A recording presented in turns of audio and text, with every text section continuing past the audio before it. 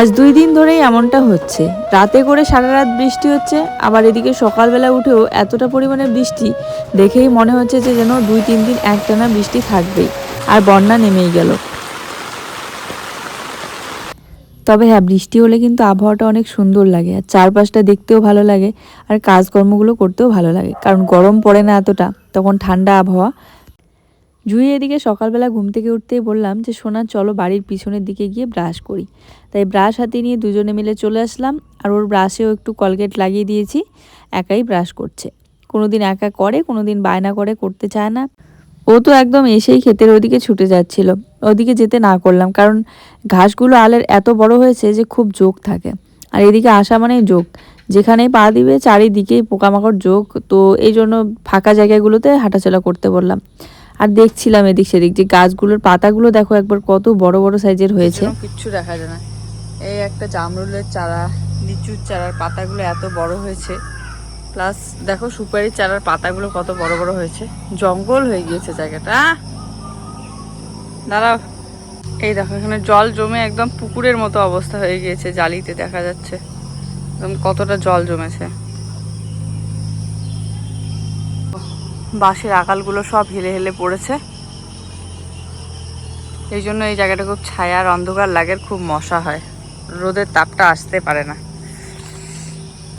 এখন যেই জায়গাটাতে এত সুন্দর চারা গাছ লাগিয়েছি, সুপারির চারা, আরও অনেক কিছু শাকসবজির চারা, আমি যখন নতুন এসেছিলাম ওই জায়গায় অনেক জল জমে থাকতো, বলতে গেলে হয়তো বা ওখান থেকে মাটি কাটা হয়েছিল, কোনো চারা গাছ তো লাগানোর কথা ভাবাই যেত না, আর খুব নোংরা ছিল জায়গাটা।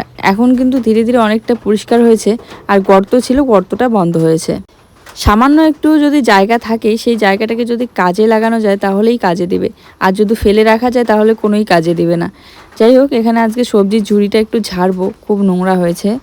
তো এখানে আমি জুইয়ের জন্য খাবারটা আগে রেডি করে দিচ্ছি, কারণ ওর খিদে পেয়ে গিয়েছে, ঘুম থেকে উঠলো, অনেকক্ষণ হয়ে গেল, মুখ দিয়ে বসে আছে।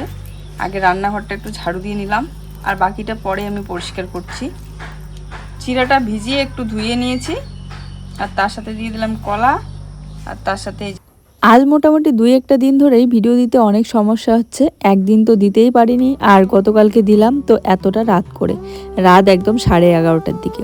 জীবনে কখনোই এত রাতে ভিডিও দেওয়া হয়নি, দিলেও রাত 8টা-9টা বেজেছে কখনো সমস্যায় পড়লে।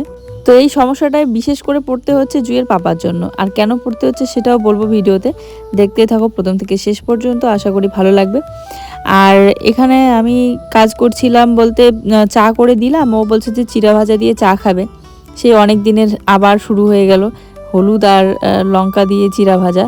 একদম চিড়ের পোলাও যেভাবে বানায় সেভাবেই বানায়, শুধু বাদাম, আর চিড়ের পোলাওয়ে তো বাদাম দেয়, আরও অনেক কিছু দেয়, সেগুলো দেওয়া বাদ দিয়ে পেঁয়াজ লঙ্কা দিয়ে।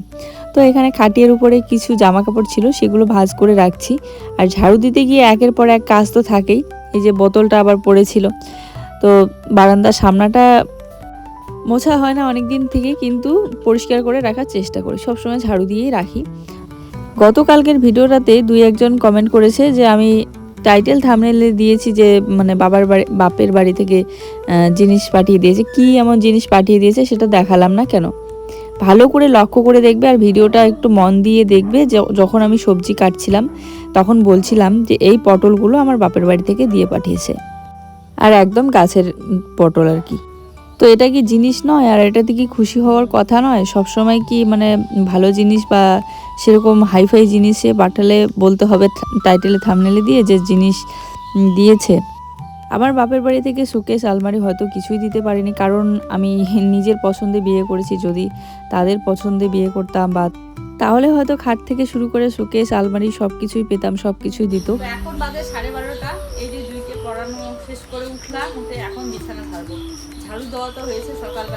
কিন্তু এখন এই যে সবজি বলো আর ঈদের সময় শ্যামাই বলো, যেটাই দিয়ে পাঠাক না কেন সেটাতেই আমি ভীষণ খুশি হই। এগুলোই আমার কাছে এখন অনেক অনেক কিছু।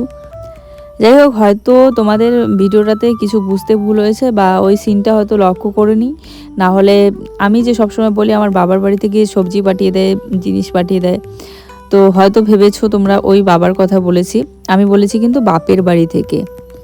এই 2 দিন ধরে এতটা সমস্যায় কেন পড়তে হলো জানো? কারণ একদমই নেটওয়ার্ক নেই, নেটওয়ার্কের সমস্যা। সেটা তো ছিলই, কিন্তু তার থেকে আরেকটা সমস্যা হয়েছে কি, যে আমার বর এই যে একটু গাফিলাতির জন্য সকালবেলা উঠে একটু বসে থাকে, বসে থাকার পর কোনো দিন ভিডিও দেয়, কোনো দিন দেয় না। চা খেলে খায়, না খেলে চলে যায় বাজারে। 10টা-11টার দিকে যায় হয়তো, এতক্ষণ সময় বাড়িতেই থাকে বসে। কিন্তু তারপরে কারণ এখন জুয়ের স্কুল বন্ধ, তো স্কুলে নিয়ে যেতে হয় না। আর স্কুলে নিয়ে যেতে হলে তো সকালবেলা ওই 10টার দিকেই স্কুলে নিয়ে যায়, তো তারপরে নিয়ে আসে। তারপর টিউশনে তো দিয়ে আসার সময় দাদা দিয়ে আসে দুজনকে, আবার নিয়ে আসার সময় জুয়ের বাবা নিয়ে আসে। নাচের ক্লাস থাকলে নিয়ে যায়, এখন প্রত্যেক দিন তো নাচের ক্লাস থাকে না। তো তারপরে বাজারে গিয়ে বাজার থেকে আসতে আসতে একটু দেরি হয়। তো ওইদিকে আমি ততক্ষণে জুইকে পড়ানোর পর আমার কিছু কাজ থাকে, সেই কাজগুলো করি। কারণ বাচ্চাকে পড়তে বসিয়ে যদি অন্য কাজগুলো করি সেগুলো তাড়াতাড়ি হয় ঠিকই, কিন্তু ও পড়াশোনা একদমই করতে চায় না, খেলা করতে শুরু করে দেয়, উঠে চলে যায়। তো এই জন্য বসেই থাকতে হয় পাশে পড়ানোর সময়, এই জন্য টাইমটা একটু বেশি লাগে ওইদিকে। আর তারও আগে কি করি, ভিডিওটা কাটাকাটি করে রেখে দেই। সকাল আগেই উঠি, 8টার দিকে উঠে ভিডিওটা কাটাকাটি করতে করতে 9টাই বেজে যায়। তারপরে উঠে খাওয়া দাওয়া করতে করতে 10টা, মেয়েকে পড়াতে 11টা-12টা। তারপরে স্নান করে ওইদিকে পূজা দিয়ে তারপরে রান্না করে ঠোরে তারপরে খাওয়া দাওয়া করতে করতে ওইদিকে 3:30-4টায় বেজে যায়। তারপরে ভিডিওতে ভয়েস দিতে বসি, ভয়েস দিতে 5টা এরকম সময় হয়ে যায় আর কি। তখন আপলোড দিতে গেলে নেটের সমস্যা শুরু হয়ে যায়।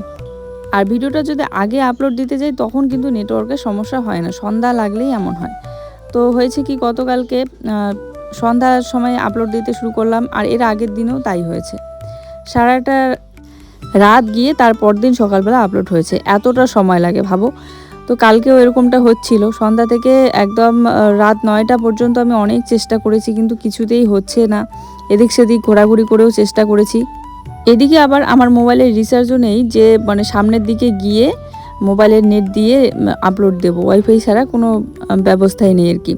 জুয়ের পাপার মোবাইলে রিচার্জ ছিল, কিন্তু ও বাড়িতে ছিল না, কারণ ও ফিরতে ফিরতে রাত 9টা। ফোন করার চেষ্টা করেছি অন্য কারো ফোন দিয়ে, কিন্তু ফোন তুলেনি, তো এই জন্য এতটা দেরি।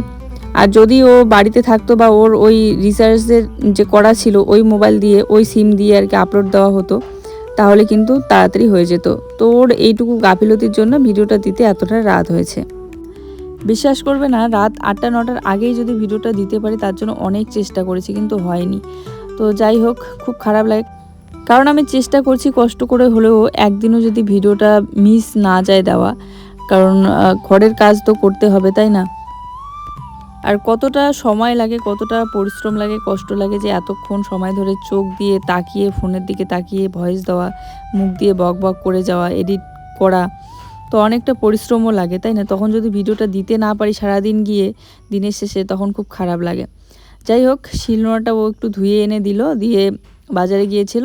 আর আমি এদিকে শিলনোড়াটা আরও ভালো করে ঘষে ধুলাম, কারণ সিমেন্ট ভরে একদম এত শক্ত হয়েছে যে ওভাবে যদি আমি মশলা বাটি তাহলে কিন্তু মশলাটাতে বালি উঠবে, কারণ সিমেন্টটা তো এক ধরনের বালিয়ে, তাই না, ধুলো বালিয়ে। তো এখানে বাজার থেকে নিয়ে আসলো তেল আর মুসুর ডাল আর পাঁপড় নিয়ে এসেছে। আমি এদিকে ভাতটা বসিয়ে দিয়েছি। ইন্ডাকশনে রান্না করলে বিশেষ করে ভাত বসিয়ে দিলে এই গামলাগুলোর মধ্যে একটু সারাক্ষণে নেড়ে চেড়ে থাকতে হয়, না হলে কি হয়, এক সাইডের ভাতগুলো ভালোভাবে হয় আর এক সাইডের ভাতগুলো ভালো হয় না সেদ্ধ। এই যে পটলগুলো দেখতে পাচ্ছ কি সুন্দর, একদম টাটকা আর বড় বড় সাইজের, এগুলো সব আমাদের মানে গাছের পটল আর কি। এই পটলগুলোর কথাই বলেছিলাম গতকালকে। তো এখানে জিরা এনেছে, আজকে জিরা বাটা, শুকনো লঙ্কা বাটা, সব কিছু বাটা করে আমি পটলটা বানাবো সুন্দর করে। মশলাটা যেহেতু এনেই দিল, আর শিলনোড়াটাও ধুয়ে দিয়েছে। সে অনেক দিন কিন্তু হয়ে গেল শিলনোড়াতে বাটা মশলা খাওয়া হয় না, আর শিলনোড়াটা অনেক দিন থেকে নোংরা হয়ে পড়ে আছে, তাই ওকে বললাম একটু ধুয়ে এনে দাও। তো এদিকে চলে আসলাম কলের পাড়ে, সবজিটা কেটে কুটে রেডি করে রেখে ভাতটাই একটু আগে করে নিলাম, কারণ আকাশটা দেখতেই পাচ্ছ, আবহাওয়া কোনো ঠিক নেই, যদি আবার কারেন্ট যায় তখন আবার ভাত তারপরে সবজি উনুনে রান্না করতে অনেকটা সময়ও লাগে। আর অনেক দিন ধরে যেহেতু রান্না হয় না, খড়িটাও ধরাইতে সময় লাগে, বৃষ্টি হলে আবার ভিজে থাকে খড়ি, তো এই জন্য। তারপরে চলে আসলাম বিছানার চাদর টাদর, এগুলো ভিজিয়ে রেখেছিলাম সকালবেলা, ধুয়ে দিচ্ছি বালিশ কভার সহ। আর জুই সোনা এদিকে আমার পাশে এসে বসেছে, আর এখান থেকে কিছুতেই উঠছে না, বলছে মা এখানে সুইমিং পুল বানায় দাও না, আমি স্নান করব। আর বলছে যে মা আমাকে সমুদ্রে নিয়ে যাবে, সমুদ্র দেখবো। তো আমি বললাম দাঁড়াও, এখানে একটা ব্যবস্থা করে দিই। তো এই যে কলের পাড়ের সাইডগুলো তো একটু উঁচু পাকা করা, তো ভাবলাম যে যেই পাইপটা দিয়ে জলটা বেরোয় সেই পাইপটা একটু বন্ধ করে দিলে এখানে জলটা জমে থাকবে আর জুই একটু খেলে আনন্দ নিতে পারবে। তাছাড়া ঠান্ডার দিনে তো ওকে সেরকম জল নাড়তেও দেওয়া হয় না, আর স্নানটাও গরম জল দিয়ে অল্প সময়ের মধ্যে করা হয়। এই জন্য ও জলে খেলার যে একটা আনন্দ, আমরা যে এই যে বৃষ্টিতে ভিজতাম খেলতাম, সেটাও পায় না। তাই জুইসোনাকে একটু সময়ের জন্য আনন্দ দেওয়ার জন্য এখানে জলটা আমি বন্ধ করে দিয়েছি, যাতে ওদিক দিয়ে বেরোতে না পারে। আর ও একটু খেলছে, ততক্ষণে আমি জামা কাপড়গুলো মেলে দিয়ে তারপরে ওকে স্নানটা করিয়ে দেবো। কত ভালো লাগে না যখন ও গরমের দিনগুলো খুব সুন্দর করে খেলতে পারে, অনেক দিন পর্যন্ত সুস্থ থাকে, ভালো থাকে। এখন তো 5 বছর প্লাস হয়ে গেল, দেখি যদি এবারে একদমই সুস্থ হয়ে যায়, যদি আর না হয় ওই সমস্যাটা, সেটাই তো সব সময় চাই। আর ডাক্তারও তো তাই বলেছিল যে 5 বছরের উপরে হলে নাকি আর হবে না এই সমস্যাটা। নাও হতে পারে, আবার হতেও পারে। তো আমি বানাবো পটল। এই যে পটলটা কেটে নিয়েছি, আলু কেটে নিয়েছি কয়েকটা। তো ডালটা এখানে ও সেদ্ধ করে রেখে দিয়েছে। আর আমি এই যে পটলটা স্নান করতে যাওয়ার আগে কেটে তারপরে মশলা বেটে রেখে দিয়েছি। এই যে মশলা এখানে আজকে শিলনোড়াতে বেটেছি, জিরা তারপরে শুকনো লঙ্কা। তো চলো আজ আমি বানাবো পটলের একটু মাখা মাখা সবজি একটা বানাবো, আর আলু দিয়ে একটু ঝাল মশলা বেশি করে দিয়ে। আর ডালটা ওই যে সেদ্ধ করে রেখেছি, এখন সোমবার দেবো, দিয়ে তারপরে পটলটা বসিয়ে দিই। আর স্নান করতে যাওয়ার আগে আমি এগুলো সব রেডি করে রেখে দিয়ে গিয়েছি। জুইকে স্নান করাতে অনেকটা সময় লেগে গেল। একাই স্নান করে কিন্তু ওখানে থাকতে লাগে, কথা শুনতে চায় না, গরমের দিন একটু বেশি করে ভিজতে পছন্দ করে।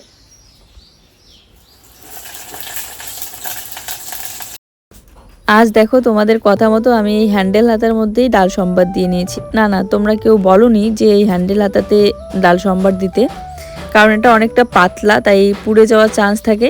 কিন্তু হ্যাঁ, অনেকেই বলেছো যে স্টিলের বাসনে খুব তাড়াতাড়ি হয়। তো এই জন্য একদিন ট্রাই করে দেখেছি যে স্টিলের বাসনে সত্যি সম্বারটাও তাড়াতাড়ি হয়, পেঁয়াজটাও খুব সুন্দর তাড়াতাড়ি ভাজা হয়ে যায়। তো এই জন্য আমি এটার মধ্যেই ডালটা সম্বার দিলাম। ডালের মধ্যে যতই একটু বেশি করে লবণ দেই না কেন, তবুও লবণটা কেন জানি না শেষ পর্যন্ত কমই হয়। যাক, ডালটা এই কাচের বয়ামটাতে ভরে রাখলাম। এবারে মনোযোগ সহকারে অনেক সুন্দর করে পটলের সবজিটা বানাবো। গতকালকে তো পটল দিয়ে শাক দিয়ে খুব সুন্দর একটা সবজি বানিয়ে খেলাম, দারুণ লেগেছিল। তবে আজকে আলু দিয়ে মিক্স করে বানাবো। আর গতকাল তোমাদের বললাম না যে হচ্ছে পটলের মুড়িঘণ্ট আলু মাছ দিয়ে ভালো লাগে, তো সেইভাবে তো বানাতে পারবো না, কারণ আজকে মাছ টাছ কিছুই নিয়ে আসা হয়নি সেরকম। তবে মাছ থাকলে পটলের রান্নাটা আরও দারুণ হতো। আর অনেকেই শুনেছি পোস্ত দিয়ে পটল খায়, শুনেছি, কিন্তু আমি কখনো বানাইনি। তো যাই হোক, এখানে পেঁয়াজটা বেটে নিচ্ছি, কারণ আগের থেকে পেঁয়াজটা বেটে রাখতে ভুলে গিয়েছি। বাকি মশলাগুলো সব বেটে নিয়েছি। আর তার সাথে ভাবলাম একটু গ্রেভি করার জন্য সর্ষে বাটা যদি দেওয়া যায়, তাই কিন্তু একটুখানি সর্ষেও বেটে নিয়েছি। বিয়েবাড়ির ওই রান্নাগুলো হয় না, একটু বেশি করে তেলের ঝোল, লাল লাল ঝোল, খাসির মাংসের ঝোলের মতো, ওই রকম আর কি একটু বানাতে চেয়েছিলাম। তো সবার প্রথমে আমি পটলটাকে একটু লবণ হলুদ দিয়ে ভেজে তুলবো। আর আমার মনে হচ্ছিল যে মাঝখানের ওই বীজগুলো না দিলেই বোধহয় ভালো হতো, কিন্তু দিয়েই ফেলেছি। এই যে আজকেও বৃষ্টি হয়েছিল না সকালবেলা, রান্নাঘরে অনেক জল জমেছিল। জলটা ঝাড়ু দিয়ে মেরে দিয়েছিলাম, কিন্তু সেটা তোমাদের সাথে শেয়ার করা হয়নি, কারণ মোবাইলের একটু সমস্যা দিচ্ছিল, মেমোরি তাড়াতাড়ি ফুল হয়ে যাচ্ছিল, তাই ক্যামেরাটাও অফ হয়ে থাকে। তো ওগুলো পুরোনো ভিডিও ডিলিট করা হয়নি আর কি। ওই ডিলিট করতে গিয়ে পরে আর অনেক কাজ শেয়ার করতে পারিনি। আর জল জমে থাকে বলেই কিন্তু জলটা ঝাড়ু দিতে গিয়ে মোছাটা তাড়াতাড়ি নষ্ট হয়ে যায়। এই যে 1-2 দিন আগেই মুছলাম, তাতেই মনে হচ্ছে যেন কতদিন ধরে রান্নাঘরটা মোছা হয় না। তার উপরে শিলনোড়াটা একটু ভালো করে ধুয়ে নিলাম। আজ ভাবছিলাম যে রান্নাটা কমপ্লিট করে একটু ঘরটা মুছবো, কারণ যেহেতু বৃষ্টির জলগুলো অনেকক্ষণ পর্যন্ত জমেছিল, কেমন যেন কাদা কাদা হয়ে গিয়েছে ঘরটা। যাই হোক, এখানে পটল আর আলুটা ভেজে তুলে রেখে আমি মশলাটা কিন্তু কষিয়ে নিয়েছি। সর্ষেটা একটু পরে দিয়েছি, আগে পেঁয়াজ লঙ্কা জিরে বাটা এগুলো ভালো করে ভেজে নিয়ে, চলো মশলা সহ আর একটু ভালো করে ভেজে নিয়ে তারপরে জল দিয়ে দেবো একটু সেদ্ধ করার জন্য।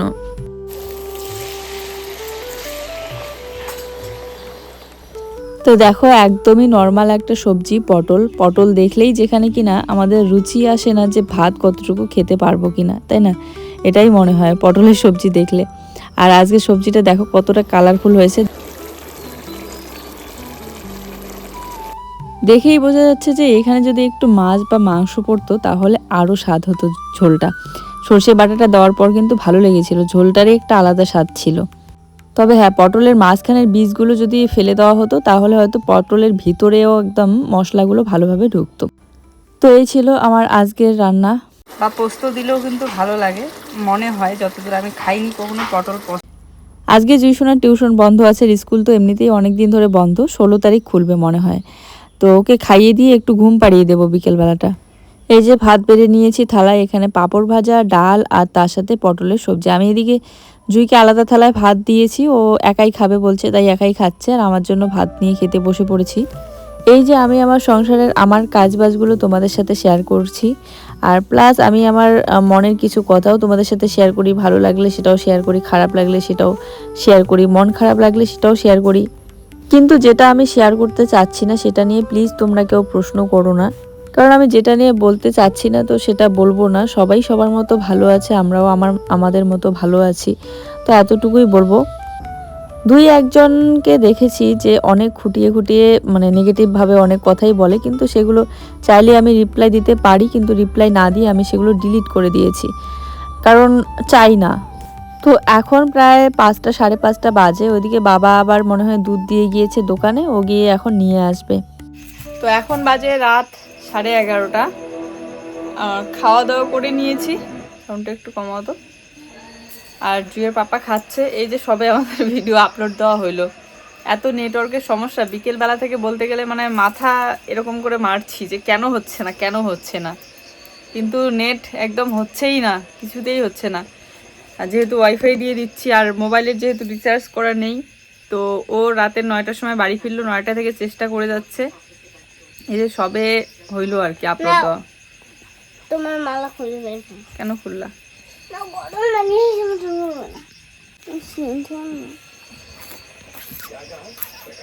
তো চলো ফাইনালি এই যে সবে হইলো আপলোড দেওয়া, এখন ও এসে খাচ্ছে। এখন বাজে 11:30।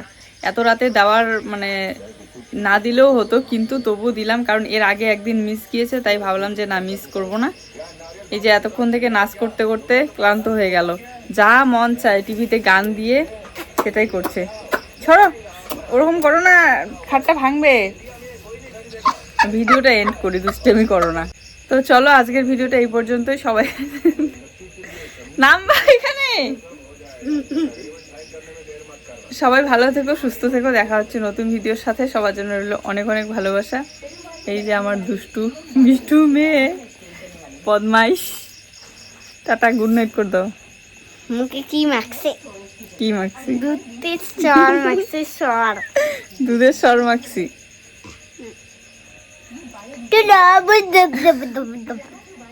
চলো গুড নাইট, দেখা হচ্ছে নতুন ভিডিওর সাথে।